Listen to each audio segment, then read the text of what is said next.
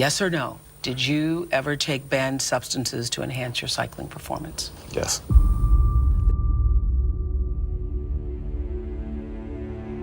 Le cycliste déchu de ses 7 titres, radié à vie pour dopage, affirme qu'il est impossible de gagner la grande boucle sans dopage. Ça reviendrait à dire que 100% des coureurs sont dopés. Et ça, je crois qu'on n'a pas le droit de le dire. Je suis convaincu qu'on n'a pas le droit de le dire. C'est un mensonge de plus de la part de Lance Armstrong. Il y a plein d'autres coureurs qui sont passés au contrôle et qui n'ont pas été pris. Donc qu'on arrête toutes ces conneries-là quand même.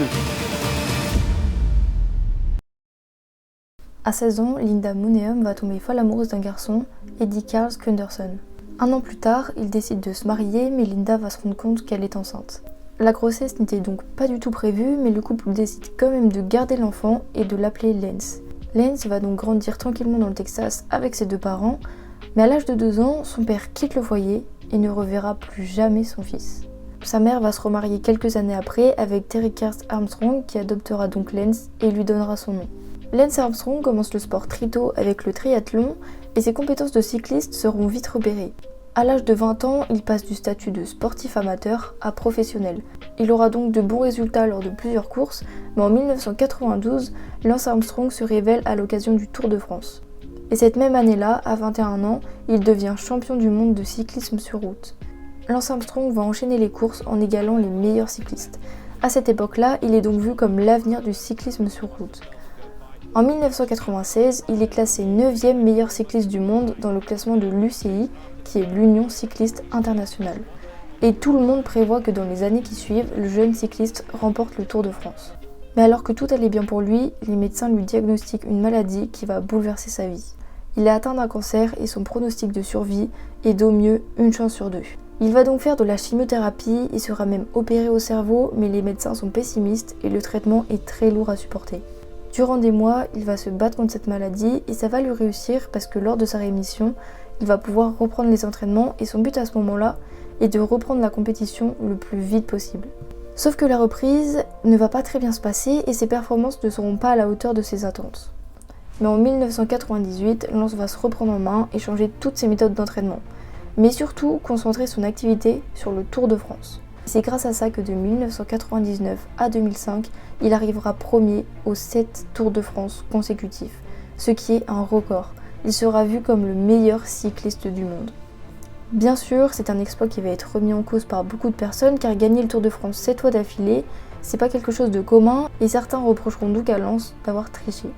En 2005, il prendra la parole par rapport à ces accusations et expliquera à tout le monde que ce n'est que grâce au travail et à la persévérance qu'il en est ici aujourd'hui.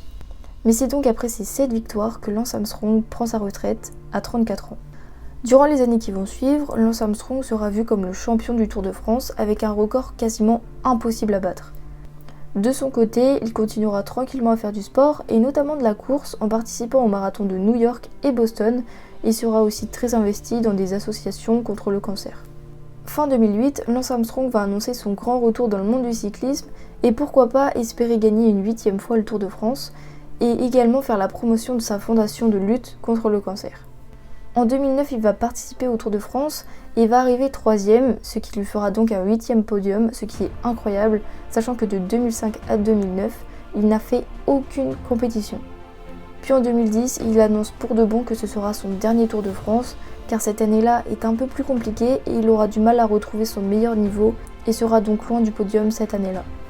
Mais contre toute attente, Lance décide de continuer pour une dernière saison en 2011 et fera une apparition au Tour Down Under, terminant à la 60e place. Le 16 février 2011, c'est donc la fin définitive de la carrière sportive de Lance Armstrong.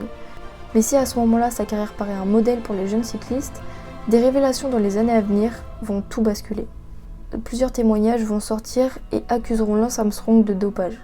Il faut savoir que dans le monde du sport, le dopage est quelque chose de très surveillé et plusieurs dépistages avant chaque compétition sont donc effectués pour éviter ça. Mais certains sportifs arrivent quand même à passer entre les mailles du filet et selon les témoignages, Lance aura utilisé des stratagèmes pour éviter qu'un test soit positif en faisant par exemple remplacer son urine par de l'urine artificielle. Des révélations sur le Tour de France de 1999 ont notamment montré que Lance Armstrong se dopait. Lors de la première étape du Tour de France, des dépistages antidopage sont bien évidemment effectués, et il s'avère que Lance est positive à un certain produit dopant. Cependant, son équipe médicale va affirmer que ce produit est utilisé par le cycliste en raison de problèmes médicaux et qu'ils ont simplement oublié de le notifier. Tout ça s'était donc passé en 1999 et personne ne s'était plus posé de questions et avait cru simplement à un oubli de la part de son équipe médicale. Mais en 2005, le journal L'Équipe va sortir les résultats d'une enquête d'un journaliste qui met en évidence l'utilisation de dopants en ayant eu accès à d'anciens tests s'avérant positifs. Dans ce journal, on voit bien que le journaliste a fait une enquête complète et que ce qu'il dit est fondé sur de vraies preuves. Lance Armstrong dit ne jamais eu avoir recours aux produits dopants, mais ce qu'il n'aura aucun moyen de prouver ce qu'il dit et donc de contredire les preuves du journaliste. En 2008, quand Lance a annoncé son grand retour à la compétition, le président de l'Agence française de lutte contre le dopage lui a proposé de procéder à une nouvelle analyse des mêmes échantillons utilisés par le journaliste pour stopper toutes les rumeurs si elles étaient infondées. Mais Armstrong refuse en ne donnant pas trop d'explications à tout ça. Toutes ces preuves provenant des médias ne sont pas les seules car plusieurs personnes de l'entourage du cycliste vont témoigner sur les pratiques de dopage qu'il utilisait. Il y aura un témoignage d'un de ses premiers coéquipiers en professionnel qui explique que la prise de dopant a été utilisée pour obtenir des résultats lors des courses et notamment du Tour de France. Chaque témoin revient donc sur toutes les preuves possibles pour montrer que Lance Armstrong suivait bien un programme de dopage pendant le Tour de France. Face à toutes ces rumeurs, c'est en 2010 qu'une administration américaine va ouvrir une enquête, mais finalement, sans savoir trop pourquoi, elle sera abandonnée en février 2012. Sauf que même si cette enquête est abandonnée, un agent va pas lâcher l'affaire et va la passer en sous-main à l'agence américaine antidopage, espérant ainsi qu'il y ait une suite et que l'affaire ne soit pas classée sans explication. Le 13 juin 2012, cette agence américaine ouvre donc une procédure officielle contre Lance Armstrong, car selon eux, il possède des preuves et des témoignages assez conséquents pour que cela fonctionne. Et cette agence a eu raison de persister, car en effet, ça marche et tout l'UCI, qui est l'Union Cycliste Internationale, décide de lui retirer les 7 Tours de France de son palmarès et bien évidemment qu'il ne pourra plus participer à des compétitions. Depuis toujours, Lance Armstrong a toujours démenti ces rumeurs et se disait innocent, mais par la suite il avouera s'être dopé et expliquera qu'en effet ces 7 victoires du Tour de France avaient été remportées à l'aide de produits dopants.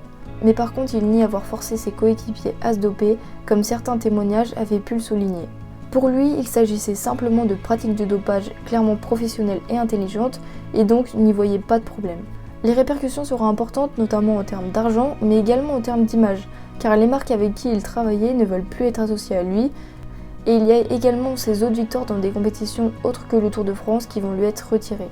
Néanmoins, Lance Armstrong aura été connu comme l'un des plus célèbres cyclistes de l'histoire et sera devenu un héros national en remportant 7 fois consécutives le Tour de France, qui est quand même un exploit qui semblait impossible, surtout après son cancer à un stade très avancé. Cette histoire nous montre bien que malgré son ascension fulgurante, ses mensonges l'ont très vite rattrapé et ont entaché toute sa carrière. Et son nom ne sera plus jamais associé à des exploits sportifs hors normes, mais à une histoire de triche et de dopage.